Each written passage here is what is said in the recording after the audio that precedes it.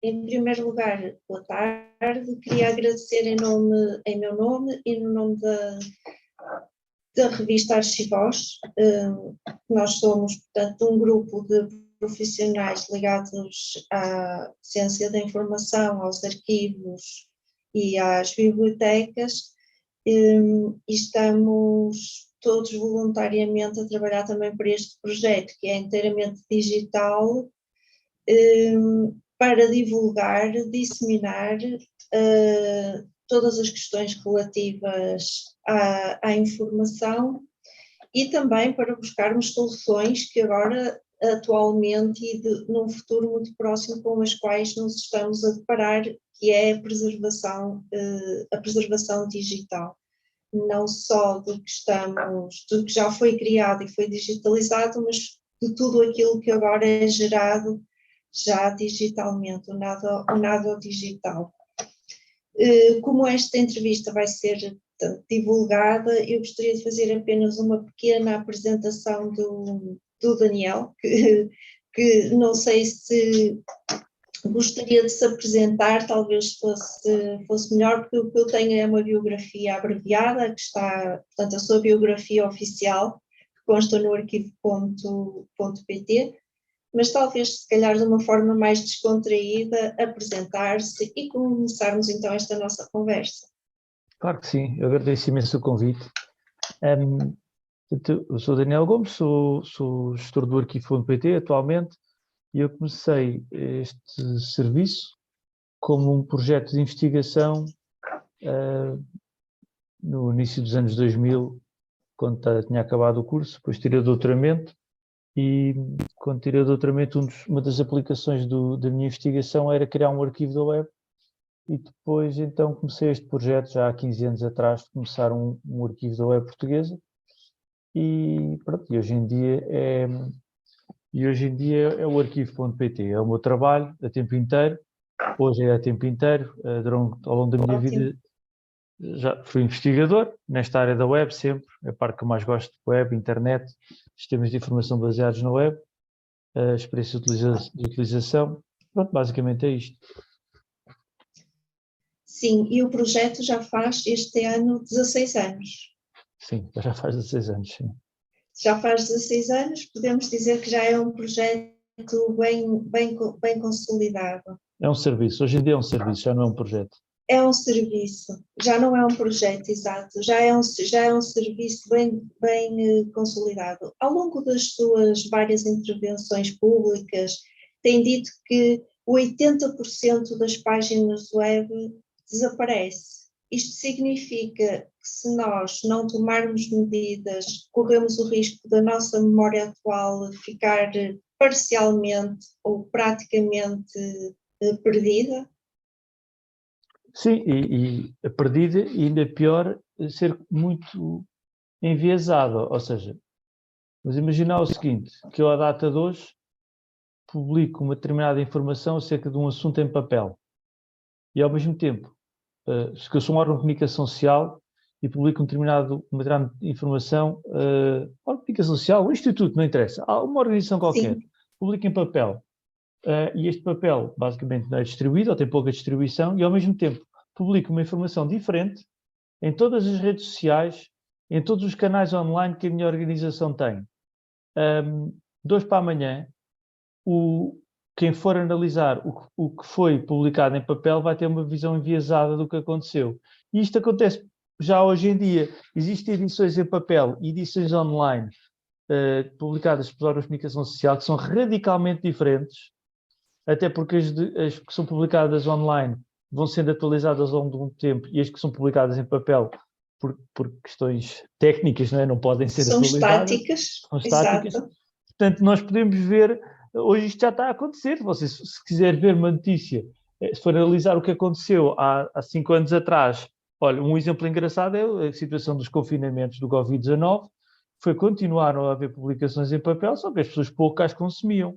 Portanto, vamos imaginar que em papel está uma notícia completamente diferente daquela que foi publicada online. Temos aqui duas memórias muito contradizentes, mais do que é costume até, não é? Porque acontece sempre... Isso quer dizer que essa questão é extremamente pertinente, mas eu creio que a maior parte das pessoas nem sequer tem a noção. Pois, acredito. Não é? De que isto realmente, está a acontecer. E de que forma é que o arquivo.pt nos pode ajudar? Como um serviço que é a não perdermos esta informação.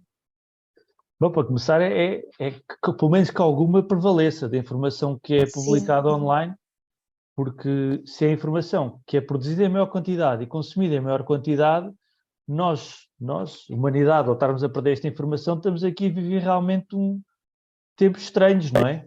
Em que não há absolutamente memória nenhuma, ou quase nenhuma, se não fossem serviços como o arquivos.pt ou a Internet Archive, da informação que as pessoas consomem.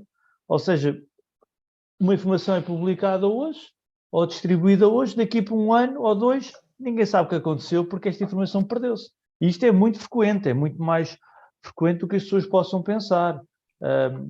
Deixa de haver responsabilização pela informação que é publicada, e atenção que há informações que são publicadas que têm consequências muito, às vezes devastadoras, às vezes são positivas, às vezes são negativas, mas tem muito impacto. Sim. E, portanto, o que nós estamos a fazer é, nós, ao menos, guardamos alguma informação nada ao digital, como a Alexandra muito bem mencionou, só que tens de pensar, há uma informação nada ao digital que é guardada, felizmente, através de instituições, como a Direção-Geral do Livros, dos Arquivos da Biblioteca, guarda documentos nada digitais do Governo. E estes documentos não se perdem. Mas a informação que é publicada genericamente e consumida pelas pessoas, se não for o arquivo.pt, ninguém guarda, nem os próprios publicadores. Sim. Por exemplo, em termos de recuperação da informação, às vezes diz, eu estou a procurar na net e não consigo encontrar, ou encontro 1001 coisas e nunca chego ao sítio onde eu quero, ou chego ao sítio errado e tenho informações erradas. Isto prende-se também com as questões que também são muito caras aos arquivos, que é a questão da indexação. O que é que pensa deste assunto? Se a informação não se consegue encontrar, é como se não existisse. Portanto, é um problema muito preocupante, porque isto por acaso é engraçado. É engraçado estar-me a falar nisto da minha vida pessoal. Hoje de manhã, a minha filha disse, eu já não posso andar no banco da frente. E ela tem 10 anos, e eu tinha visto com todo o cuidado que o limite de altura era 1,35 m. Portanto, com mais de 1,35 m já podia andar no banco da frente. E ela disse-me, agora é 1,50 m. E eu disse, mas como é que tu sabes isso? E ela, uma colega minha disse-me, eu fui ver ao Google e é o que está lá. E eu, à data de hoje, neste momento estou a falar consigo, eu fui ver ao Google e eu não tenho a certeza, porque não consegui. Para começar, tive informações contraditórias, umas diziam 1,35 m, outras diziam 1,5 m, mas a verdade é que para a minha filha é 1,50 m, porque foi o que o Google disse. Ou seja, ela não sabe o que é um decreto-lei, ela tem 10 anos, ela não sabe o que é um site, ela não sabe nada, portanto, o que o Google disser é a realidade e é a verdade, mais do que o que um governo diga ou o que é que seja. Agora imaginemos que os governos nem sequer guardam memória daquilo que dizem. Isto é básico, podemos ter aqui, sem querer ser muito radical, mas quase que uma ditadura por parte dessas ferramentas, não é? É um perigo para a democracia. Sem dúvida, sem dúvida. Se formos para o caso das eleições, por exemplo, neste momento, as pessoas... Vale! Desculpe, é uma secretária. Vale! No caso das eleições, e isto é uma questão que eu gostava mesmo que as pessoas da área da arquivística tivessem esta preocupação. Nós nas eleições nós estamos a viver momentos muito perigosos, principalmente nas eleições autárquicas. Quase a exclusividade das campanhas eleitoral nas freguesias, tirando as freguesias de Lisboa e Porto, são freguesias muito grandes, é feita exclusivamente nas plataformas da Meta, ou seja, Facebook e Instagram. E a maneira como aquela informação é apresentada... Vão-se perder.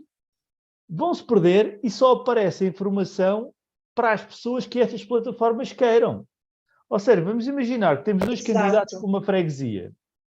E há um candidato que põe a sua informação toda no Facebook e paga aquilo que o Facebook quiser, e há outro candidato que não paga, eu garanto-lhe que o primeiro vai ganhar as eleições. E isto é preocupante. E depois até pode acontecer o seguinte, ele é eleito e apaga a página do Facebook. Não há qualquer tipo de rastreio para o que ele propôs. Não há. E isto e nós fizemos só mesmo com o Facebook que fica com essa informação. Fica que armazena. Fica, mas o Facebook, eu como cidadão, se pedir esta informação, ele não dá. Ele só dá a informação aos donos. Portanto, se não for, eu fiquei abismado quando nós fizemos as recolhas acerca das eleições autárquicas e vimos que há praticamente um monopólio completo do Facebook e a maior parte das freguesias, dos candidatos às freguesias, atenção, não estamos a falar das pessoas que ganham ou dos partidos que ganham, mas todos os que candidatam, a maior parte deles não tem recursos sequer ao conhecimento para fazer um website público. Usam exclusivamente as redes sociais. E... nem sequer um blog do mais simples que possa existir. Não. A grande, por acaso, eu não sei se decor, mas era uma porcentagem cerca de, acho que 80%, pelo menos 80%, depois posso verificar isto. Não publiquem este número, mas eu tenho a ideia que eram cerca de 80% dos URLs que nós recolhemos das campanhas eram de redes sociais. Redes sociais que em Portugal é o Facebook e o Instagram. Agora também se usa um bocado o TikTok. E agora o TikTok, ultimamente, sim. Nos Estados Unidos não são parecidos, mas para o Twitter. Para o Twitter, sim. Nos Estados Unidos também tenho ideia. Se a Alexandra acha isso interessante, eu posso também descobrir aqui qual era o número quando sacaram das redes sociais. Acho que nós publicámos. Sim, todas estas questões são também muito importantes para nós, profissionais, porque isto prende-se também com as competências digitais, certo? Exatamente. E o arquivo.pt também tem uma componente pedagógica. Sem dúvida. Sem dúvida. E o nosso principal desafio é esse. É que as pessoas percebam os tempos em que vivem e a importância de informação nada digital e informação online. E este, para mim, é o meu grande desafio. É a falta de consciência. Porque as ferramentas existem, a tecnologia existe, há pessoas formadas para manter estes sistemas a funcionar. Agora, a consciência do perigo que é não estarmos a guardar e não acedermos a esta informação que depois dela ser guardada à nossa memória, é uma coisa que não tem nada a ver com a internet. É um problema humano, é um problema social. Sim, isso já se prende depois também com questões sociais e, como referimos há pouco, também até com questões políticas que têm a ver com a vida de todos nós. Que iniciativas é que o Arquivo.pt tem tido neste sentido a nível pedagógico? Então, nós temos temos um programa de formação que está disponível em arquivo.pt/forma e tem 4 módulos de formação. Portanto, o primeiro destina-se a qualquer utilizador da internet, ensina o que é o arquivo, para que é que serve, como é que pode ser usado. O segundo destina-se a pessoas que publicam informação na internet. Atenção que já não são os informáticos, é qualquer pessoa que tenha um blog, que trabalhe num gabinete de comunicação, que seja responsável por um site, de modo a que a informação possa ser publicada, de modo a que possa ser preservada. Portanto, da mesma maneira que qualquer arquivista sabe que um livro não deve ser impresso em tinta e papel de jornal, também é importante que as pessoas que publicam na internet percebam que também há certos cuidados que é preciso ter. Às vezes coisas e o arquivo.pt pode nos ajudar a preservar essa informação. Sem dúvida. As formações são gratuitas, podem ser dadas presencialmente ou remotamente. Temos um terceiro módulo, que este é para tecnólogos, então é acerca das interfaces de programação de aplicações do arquivo. Este é para pessoas desenvolverem novas aplicações sobre o arquivo. E o quarto, que é muito, muito importante para os arquivistas, que chama-se Arquivar a Web Faça Você Mesmo.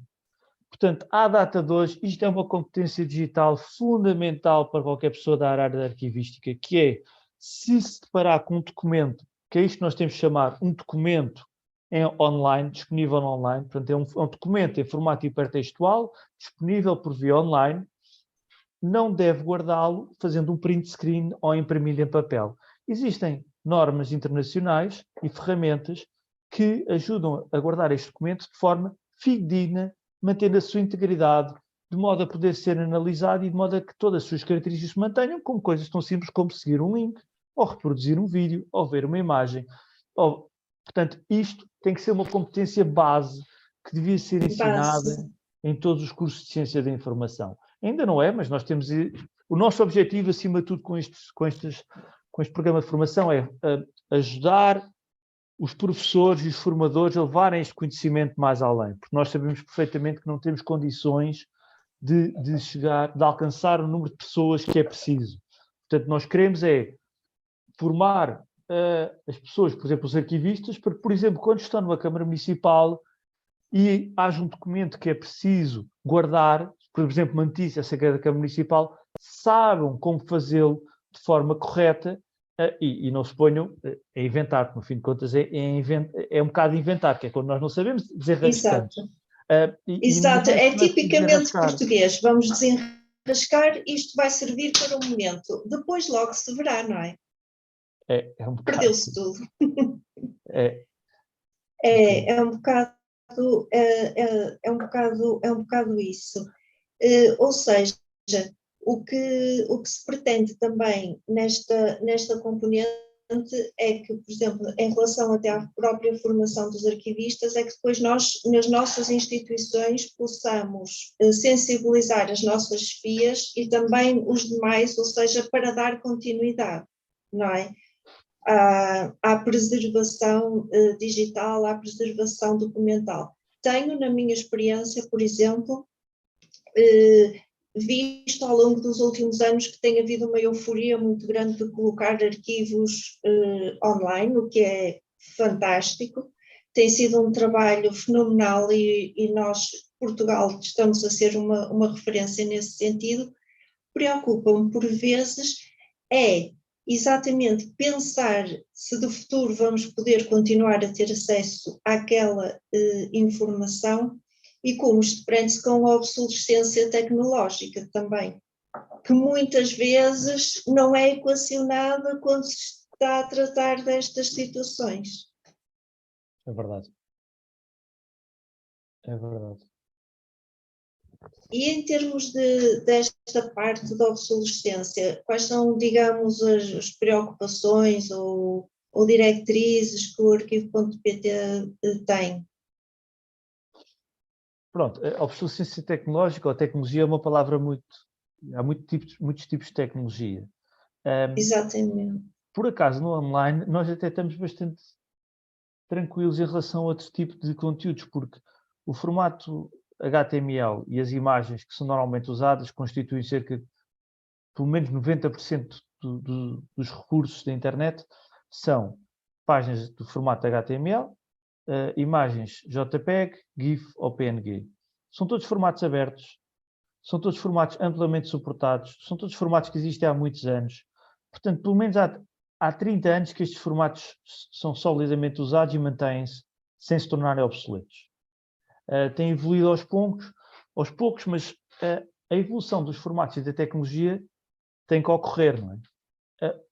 O que é importante é que as pessoas percebam que a escolha das tecnologias deve ter em consideração a preservação dos conteúdos. Ou seja, se nós estamos, por exemplo, a expor um arquivo, não é? Vamos imaginar que estamos a digitalizarmos conteúdos ou documentos com centenas de anos. E agora vou criar uma plataforma.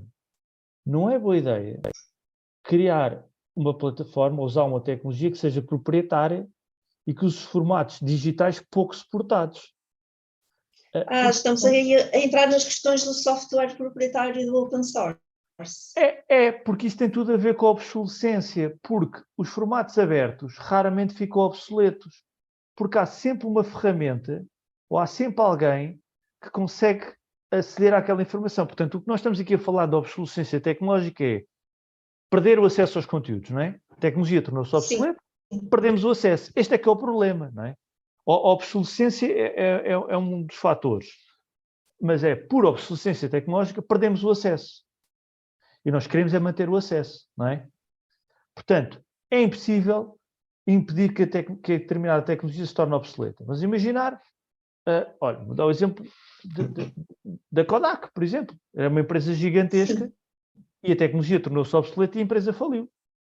Portanto, os arquivos em filme, que foram criados ao longo de décadas, nunca se pensou que aquela informação se fosse perder, não é? Que se tornasse obsoleta, não é? Os formatos, no fim de contas, os microfilmes, todas as que existem em película, as pessoas durante 100 anos, se calhar, nunca pensaram que aquela informação se fosse perder. E perdeu-se. Portanto, é uma coisa que perdeu-se, ou hoje em dia já é tão difícil aceder que se tornou economicamente inviável. Portanto, o que nós temos que pensar é, pronto, então, não consigo evitar, mas consigo mitigar, consigo reduzir riscos, não é? Vamos pensar, então, que eu vou contratar uma empresa para expor os meus conteúdos online. Um arquivo online. Colocar um arquivo online. Que empresa é esta? Que tecnologias é que vai usar? Que nível de suporte é que me pode dar? Qual é a manutenção que pode fazer este serviço e durante quanto tempo? Ok? Pensar num serviço a longo prazo. A longo prazo, sim. A longo prazo. Quando muitas vezes, infelizmente, na administração pública, é sempre o critério do valor mais baixo. E isto é muito difícil para alguém fazer um caderno de encargos anti-obsolescência tecnológica, porque a obsolescência tecnológica, na realidade, tem a ver com outras coisas, não é?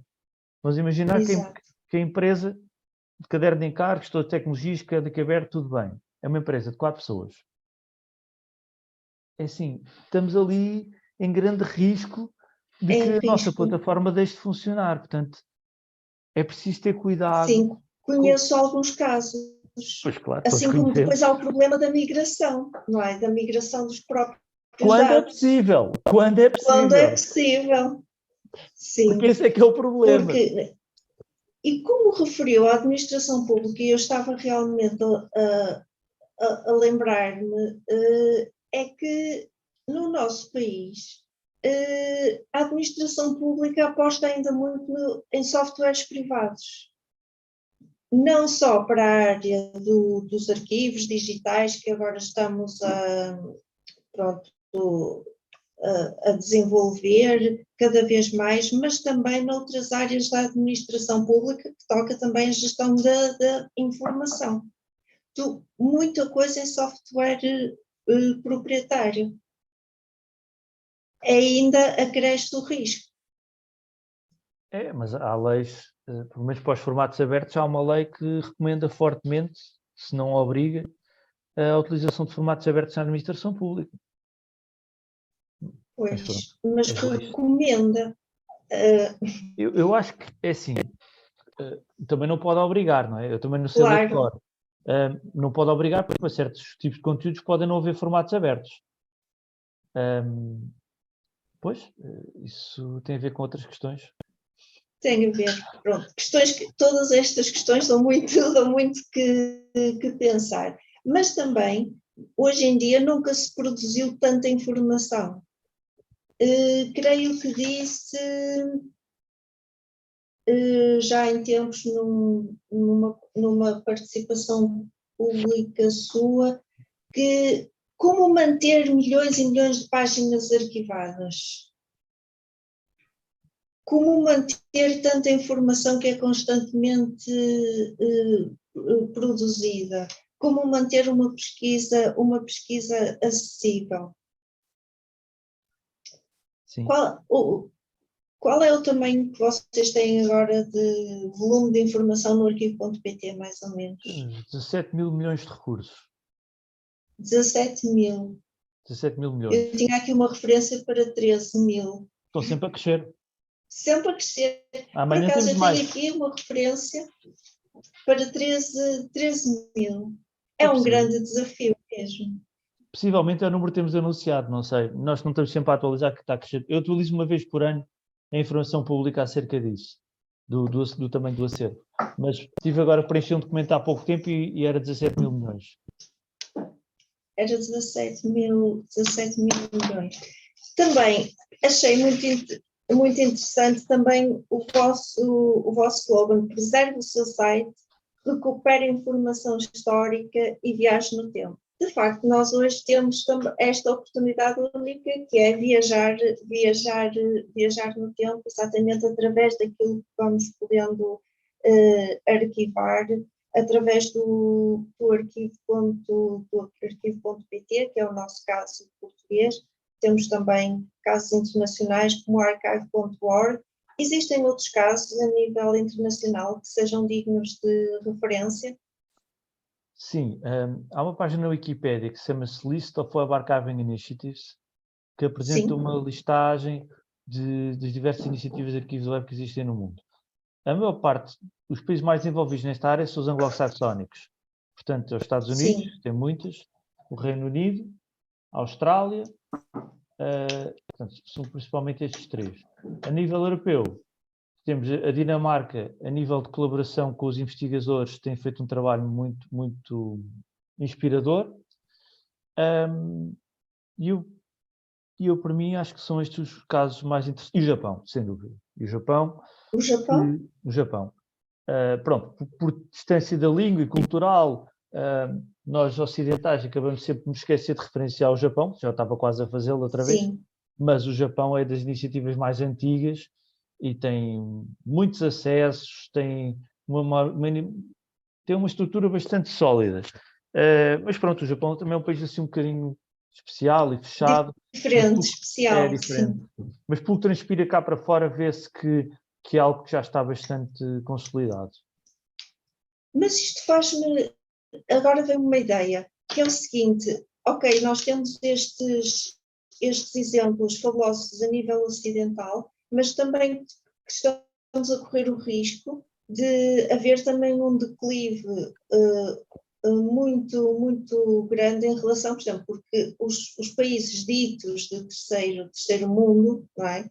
Alguns países africanos e asiáticos, não gosto muito desta expressão, terceiro mundo, talvez não tenham a mesma consciencialização e também o acesso às mesmas tecnologias. Mas o que é certo é que eles também estão a produzir informação digital, também estão a desenvolver também todas as suas plataformas digitais. Parece-me que vai haver um desequilíbrio no mundo a nível de preservação digital e a nível de informação ainda maior. Sim, eu diria que isso é a história a repetir-se. No fim de contas, isso já... Pois, é mesmo, é a história a repetir-se. Portanto, tinha ideia, quando me falou do Japão, que a Índia talvez fosse também um país de referência, dado também, mas não é. Tanto quanto eu saiba, nunca houve qualquer tipo de esforço lá por parte deles nesta área. Por parte deles esta área. Não tenho E qualquer tipo de conhece conhecimento. algo? Não, é interessante porque os indianos são muito também, digamos, às vezes a nível informático, mas então não tanto de desenvolvimento nesta área. Eu tenho a certeza absoluta que se eles quisessem fazer um arquivo da web melhor que o nosso. A questão é que acho que não deve haver consciência para este aspecto. E depois, claro, é sempre as políticas, não é? As viragens políticas que neste momento estamos a ver o mundo a sofrer, não é? Sim. Isso pode ser um entrave também para o progresso de todos estes serviços e projetos. Estamos a correr um risco. De que ponto de vista? Do ponto de vista que se as forças políticas, por exemplo, mudarem e começarem a legislar de outra forma, pode ser também um entrave. Sim, pode. Como em tudo. Como É em verdade. tudo. É verdade. Exatamente. Portanto, nós temos a parte pedagógica do arquivo.pt. Só aqui fazer uma reflexão, que eu acho que isto é, hoje estou assim um bocado para o filosófico, mas também como estou a falar com profissionais, porque eu normalmente, às vezes gasto muito tempo a explicar a importância de preservar a informação e agora tenho o prazer de estar a falar com alguém e depois com uma comunidade a quem eu não preciso de explicar isto. Mas se pensarmos, no meio do século passado, ou se cada vez que havia uma revolução, havia um esforço muito grande por parte dos novos poderes em eliminar a informação do governo e da cultura anterior. Hoje em dia não é preciso fazer nada. É só deixar o tempo passar. Ou seja, há umas eleições, a informação que o povo, ou a população no geral, consome está toda online, basta não fazer nada. A informação desaparece toda. E ela até pode existir nos arquivos em papel, até pode existir nas bibliotecas nacionais, mas o povo não vai lá. Portanto, o povo quer tudo online, na ponta dos dedos, e se não é assim, é como se não existisse. Portanto, hoje em dia, e até pode ser uma razão pela qual estamos a ter aqui certa emergência de coisas que já vimos no passado, ou de forças ou de políticas que já vimos no passado, a virem outra vez a ganharem força, é justamente porque o povo não tem qualquer tipo de memória. De antes não sabiam ler. Pronto, e não conseguiam É aceder à memória verdade. porque não sabiam ler. Hoje não sabem ler, mas a diferença não é muita, porque como não há memória, a informação aparece, desaparece, e o que hoje é, amanhã já não é. E as pessoas, por outro lado, também estão tão subcarregadas de informação que mesmo a sua própria memória orgânica cada vez é mais fraca. Algo que aconteceu há uma semana atrás é capaz, nós somos capazes de ter consumido tanta informação como uma pessoa há 100 anos atrás teria consumido se calhar num ano inteiro. E, portanto, não somos nós, somos como os computadores, mas os computadores são como nós, e, portanto, o que acontece é, à medida que a memória enche, nós cada vez vamos descartando a informação e acabamos por nos esquecer das coisas. Portanto, a minha perspectiva política em relação ao que está a acontecer agora é esta. Basta não fazer nada e o povo fica sem memória. É verdade. Partilho da sua opinião. E também, agora para terminarmos, para não tomar muito mais o seu tempo, estamos efetivamente num novo paradigma. As pessoas antigamente, como disse, não sabiam ler, não iam aos arquivos, não às bibliotecas, nem sequer compravam um jornal. Agora temos esta informação tão desgarrada, passo a expressão, que realmente se torna muito difícil assimilar tudo. Tem-se falado agora nos últimos tempos, ainda um pouco numa neblina do mito da inteligência artificial que irá ultrapassar a nossa própria inteligência. No entanto, ela poderá ser muito útil para estas questões de preservação da informação. Ui, quantas horas é que eu tenho para falar? Podemos fazer uma segunda parte da entrevista. Acho que sim. Ora bem, para começar, algoritmos baseados... A inteligência artificial é só uma área da informática, não é nada de novo, ok? Portanto, existem várias maneiras de programar computadores e o que se chama algoritmos baseados em inteligência artificial são algoritmos que seguem uma maneira de programar em que tenta simular o comportamento do cérebro humano. Problema. Correto. Ninguém sabe como é que o cérebro humano funciona, ok? Portanto, nós só vamos conseguir ter uma inteligência parecida com a humana quando soubermos como é que o cérebro humano funciona. Portanto, como nós não sabemos como é que o cérebro humano funciona, está muito longe de, uma vez, conseguimos pôr um computador a pensar como um ser humano. Portanto, isto logo aqui, esta euforia ou histeria coletiva com a inteligência artificial, sim, para mim, acho muito divertida, mas também bastante... Sim, agora até há aquela expressão que é estamos a ser controlados pelo algoritmo. Pronto, exato. Agora vamos para a outra parte que é o problema não é a inteligência artificial, o problema é a estupidez humana. Porque se nós temos pessoas muito pouco letradas, sem memória, sem capacidade de análise crítica, sem saberem distinguir o que é certo do que é errado, sem valores, sem crenças, sem educação política, sem nada disto, quer dizer, é fácil ser controlado por um algoritmo ou pelo que é que seja. Portanto, o nosso desafio não é a inteligência artificial, é a ignorantização das pessoas, porque de antes as pessoas eram ignorantes, porquê? Porque gastavam grande parte do seu tempo na subsistência, para conseguirem ter o suficiente para sobreviver no dia-a-dia, e que, portanto, não tinham acesso a valências básicas como saber ler e escrever. Hoje em dia as pessoas, toda a gente, ou pelo menos nos nossos países, tem o suficiente para comer, para dormir, portanto não estão no limite da sobrevivência, e toda a gente sabe ler, também felizmente, a seguir ao 25 de Abril, esta situação foi resolvida.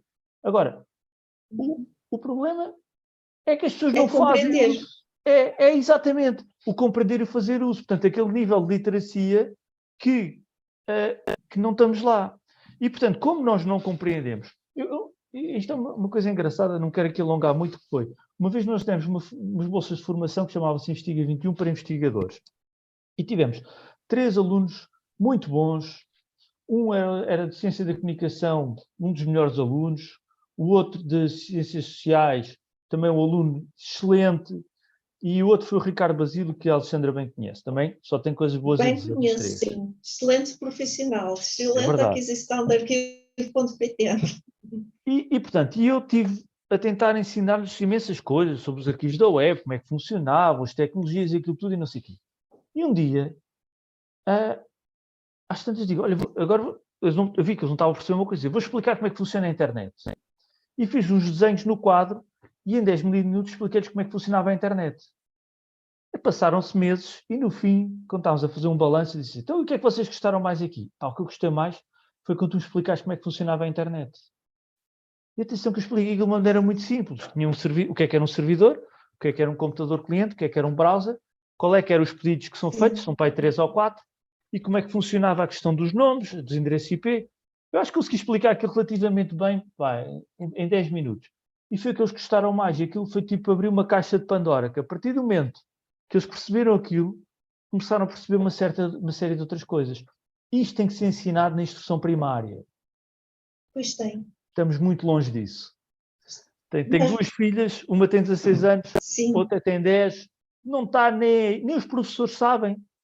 E, portanto, se as pessoas nem sabem como é que funciona genericamente, conceptualmente, a internet, o que é que genericamente... A minha filha, por exemplo, fala no Google, no YouTube, no TikTok. Eu, quando lhe falo de internet quase ou como da se web, fossem entidades. como se fossem entidades Sim, próprias sim, como se fossem entidades. Como quem fala de ir para a Câmara Municipal. Aliás, nem é a Câmara Municipal, que eles não sabem o que é a Câmara Municipal e sabem o que é o Google. Portanto, estas questões sociais preocupam muito. A questão da inteligência artificial não preocupa grande coisa. Agora, pode ajudar? Sim, pode, sem dúvida ajudar. sim. Tem ajudado. Os algoritmos de inteligência artificial já são usados há muito tempo, desde que há computadores. Agora, com o volume de dados, conseguem-se, e computadores mais potentes, conseguem-se fazer coisas que antes não conseguiam. Eu, quando estava a estudar, era mais ou menos, eu sou de sistemas de informação, então nós mais ou menos brincávamos com o pessoal da inteligência artificial a dizer isso é muito giro quando houver computadores para isso. Pronto, e agora são eles que gozam E comigo e agora dizem, olha, já há computadores para isto. Agora, pode ajudar imenso. Pode ajudar imenso, acima de tudo, na parte da pesquisa da informação. Ou seja, excelente. sim, pode ajudar imenso, mas imaginar, pegamos nos livros todos um acervo e treinamos um modelo de neuronal como o GPT. Não tem que ser o chat GPT, um GPT. Portanto, um modelo Sim, GPT com todos os livros de uma biblioteca. É assim, todos os livros daquela biblioteca têm valor, senão não estavam ali. Nós ou exato. temos um modelo, se fizermos um chat, eu não gosto de usar um chatbot, sobre todos os livros daquela biblioteca, é uma coisa extraordinária, muito útil. Sim, muito útil mesmo. E não substitui os bibliotecários, nem degrada o acesso aos livros, nem nada. É extremamente útil. Uma pessoa chega lá e escreve: olha, eu quero saber quais são os livros de José Saramago que tem nesta biblioteca. E ele responde. E isto é útil. E a pessoa depois pode ler os livros. E se estiver bem treinado, e aqui é a parte difícil, diz-me em que prateleiras é que estão. Ele pode dizer em que prateleiras é que estão. Mas depois pode ir ao bibliotecário e dizer: olha, destes livros todos, qual é que você acha que as pessoas, qual é que é o que as pessoas costumam ler mais? Pronto, o José Saramago é um exemplo simples, toda a gente conhece, mas vamos supor que era um autor menos conhecido. Menos Agora, conhecido. agora imagine isto aplicado aos arquivos municipais, por exemplo, em que não há lá, Sim, à partida não há lá José Saramagos, mas volta e meia há lá alguém à procura de informação acerca da sua família ou acerca de algum tipo de publicação anterior. Este tipo de tecnologias pode ajudar imenso. Não são uma ameaça, são uma ajuda, se forem bem isso é uma utilizadas, ajuda, como sim. tudo. Ou seja, nós como profissionais também temos que não direi reinventar, mas atualizar e estar sempre abertos também para novas perspectivas de trabalho e de investigação. E falando agora mesmo para terminar, de investigação. Este ano temos uma nova edição do Prémio Arquivo.pt. Como é que vai ser este ano? Como é que as pessoas podem concorrer? Se têm temas-chave? Okay. Eu espero que seja tão boa ou melhor que a dos outros anos anteriores, portanto já vamos na 6ª edição.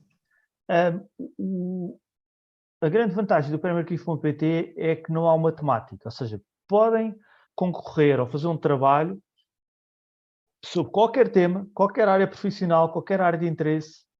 A única condição é que usem o Arquivo.pt. Ora, considerando que há todo o tipo de informação sobre todos os temas na internet e nós somos um arquivo de toda a informação, ou grande parte dela, que está na internet, é relativamente fácil em fazer basicamente o que eu digo é, aplicando uma perspectiva histórica, dá para fazer um trabalho sobre qualquer assunto. Portanto, sim, qualquer só assunto. sobre qualquer assunto. E, portanto, o que eu espero é que continuem a aparecer trabalhos novos. Atenção que, apesar dos júris dos anos anteriores terem gostado muito de aplicações informáticas, também têm sido premiados estudos, e os estudos são tão válidos como as aplicações informáticas, ok? Portanto, um estudo de qualquer área, sobre qualquer assunto, com base na informação que está no arquivo.pt, é perfeitamente elegível e interessante e já têm sido premiados. E, portanto, eu incentivo as pessoas de todas as áreas a experimentarem usar o arquivo.pt para encontrar informação relevante e depois, a partir daí, poderem ter uma ideia para submeter um trabalho, para concorrer. Muito obrigada. Excelente. Vamos então aguardar pelos resultados deste ano do Prémio do Arquivo.pt e novidades que estão sempre a surgir.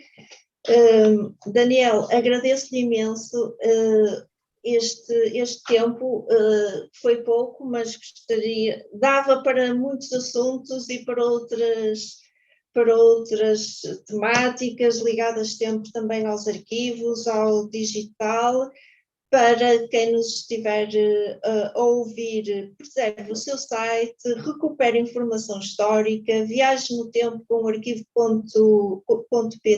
um projeto que se tornou um serviço português, mas também do mundo, não é? Daniel, muito obrigada por esta oportunidade. Quer dizer alguma coisa? Não, é isso, eu agradeço. Eu gosto sempre de falar com a comunidade da ciência de informação, dos profissionais de informação, embora não seja a minha formação base, são as pessoas que melhor percebem a importância e têm que ser os nossos embaixadores. Tem que ser aquelas pessoas que levantam o dedo e dizem isto, a informação online também tem que ser preservada e pronto, existe o arquivo.pt e nós devemos usá-lo também, porque está ao nosso dispor. Exatamente, ao nosso dispor. A Arquivoz também está ao dispor do arquivo.pt, quando pretender até divulgar vossas iniciativas. Temos colaboradores atualmente nos quatro cantos do mundo. E, Daniel, até breve. Muito obrigada por este diálogo interdisciplinar, que cada vez mais é necessário, interdisciplinar, transdisciplinar, porque sozinhos realmente não fazemos nada. Nem para começar a andar temos que ter sempre uma ajuda, não é verdade? Portanto, muito obrigada e até breve. Obrigado, Alexandra. Eu agradeço. Obrigada.